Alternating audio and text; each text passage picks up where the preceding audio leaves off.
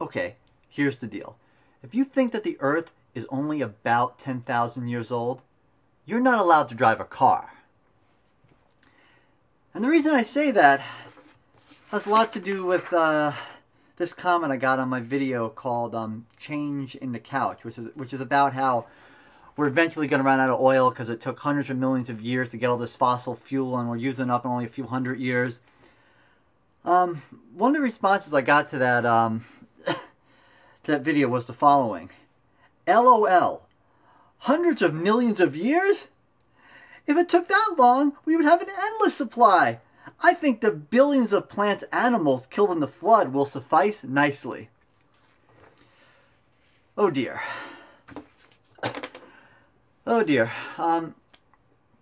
This is why I say that if you believe the Earth is really only 6,000 years or 10,000 years old, if you believe that, that means you don't really believe in fossil fuels, because fossil fuels could not exist unless it had hundreds of millions of years to become fossil fuels. All this plant and animal matter, all this, like, it's all compressed over time, and you get things like oil and coal. Without those millions and hundreds of millions of years, you don't get that stuff. So if you believe that the Earth is only 10,000 years old, then you clearly don't believe there can be oil, or be petroleum, or anything like that. So, you know what? You're not allowed to drive a car. Okay? I mean, even if you believe that, you know, that God magically just stuck oil in random places on Earth, it would be tough to find without an understanding of geology, which, you know, requires kind of knowing about different rock strata and understanding how the Earth was formed. And if you really believed and based your science on the fact that you believe that the Earth was only 10,000 years old, you couldn't even find oil. I mean, you'd have a hard time finding it these days, since it's much tougher to find. So, yeah. If you believe that, you shouldn't drive a car. And, you know, if you believe stuff, you know, that was in the Bible, like, you know, the Earth stopped, not the Earth, but the sun stopped in the sky, or that the Magi followed a star and it just came to rest over, you know, Christ's birthplace in Bethlehem. If you believe that kind of stuff can happen, then you don't really understand or appreciate or apparently believe in the basics of astrophysics, or physics in general. And that means, you know,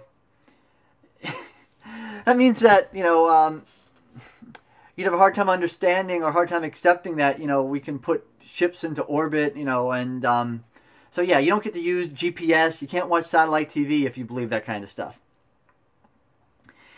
It just really bothers me, you know, why people have such a hard time reconciling God and science. Now, full disclosure, I consider myself to be a Christian. Perhaps not the same type of Christian as some other people. I have a video called Faith, which kind of describes that in detail. I won't go into it here, but I consider myself to be a Christian. And frankly, it's embarrassing when I hear other Christians talk about, you know, Noah's Ark and the flood and the earth being 10,000 years old, and saying that, you know, nothing could possibly evolve, evolution isn't real, all this creation science, all this crap. It's frankly embarrassing.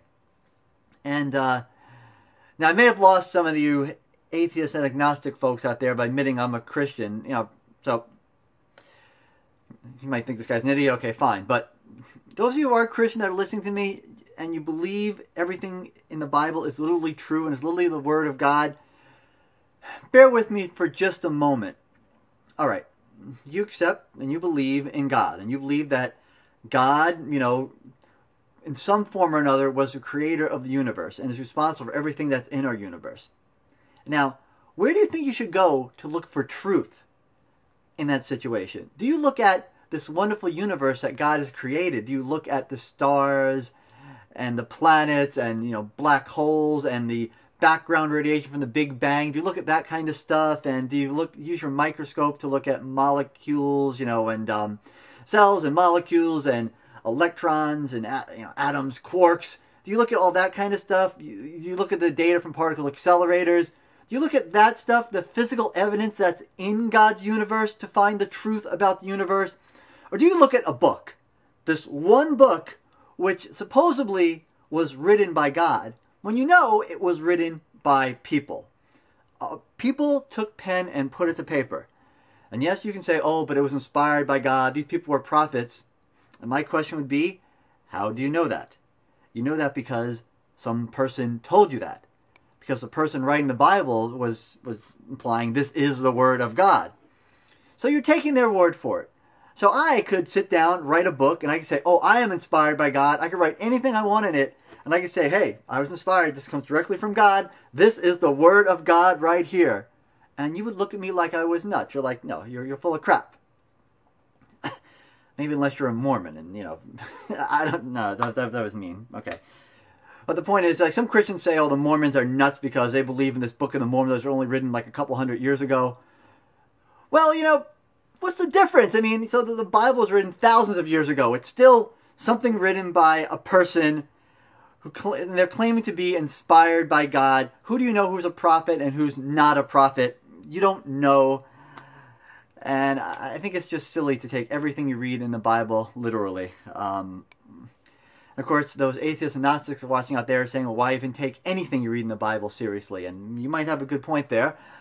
My point is, you can reconcile God and science. You can still believe in God and still, you know, instead of looking to the Bible for answers, you can use science because, you know, if you believe that God has given us our intelligence, well, don't you think God would want us to use our intelligence to explore the world and figure stuff out rather than to blindly accept something that's written in a book that he didn't even write?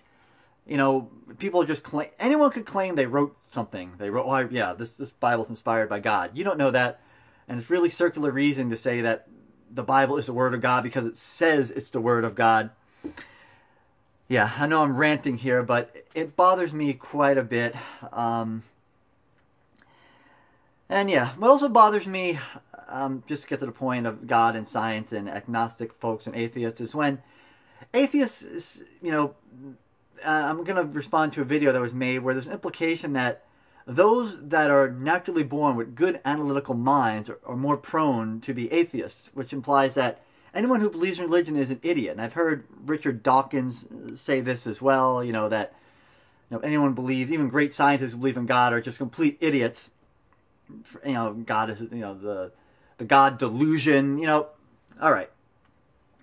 Look, the Christians among us who believe in science, you know, we're not stupid. I understand that all scientific evidence points to the fact that there is no God. If I analyze it, yeah, science tells me that there is no God. I accept, well, I shouldn't say I accept that, but I understand that. But, you know, faith isn't about faulty reasoning. It's really about an abandonment of reasoning. All right, so if you want to accuse me of sticking my head in the sand, and I came from a religious family, I was brought up in my religion. If you accuse me of sticking my head in the sand and not looking at the scientific evidence that there is no God, guilty as charged, okay? But I understand the scientific principle that, yeah, there shouldn't be a God. There's no way to prove it, obviously, but once again, faith by definition is believing in something that cannot be proven. You may call that a delusion, you may call that stupid, but a lot of people believe that, and they're not necessarily unanalytical or stupid. They've just decided to accept that. But what I would say is that all of us should live our lives to a certain extent based on science. I mean, whether you're an atheist or, once again, I'm talking to people out there that believe in God, the universe around you gives you answers, and you have a certain amount of intelligence. Use it, look at the world, use science, and try to figure out, you know, what's going on. Or else, once again, you're not allowed to drive. You're not allowed to use, you know, cell phones or satellite, you know, GPS, or you can't watch satellite TV. And please, Christians, no more demonizing atheists. I mean, it's terrible that there's pretty much no way an atheist could be elected to national or statewide office in this country. Everyone, even if they're agnostic, have to kind of pretend that they're Christian, you know, have some kind of religion, and it's silly. I mean, a lot of the great things in life that you take for granted were created by scientists, and many scientists are agnostics. So stop demonizing, well, and atheists. So stop demonizing atheist people, okay? Yeah, so that's all I got to say. It's my first video in a while. Video, I can't even talk. I haven't done this in so long, but I'm running out of time, so hey. Thanks for watching, folks, and I'll see you next time.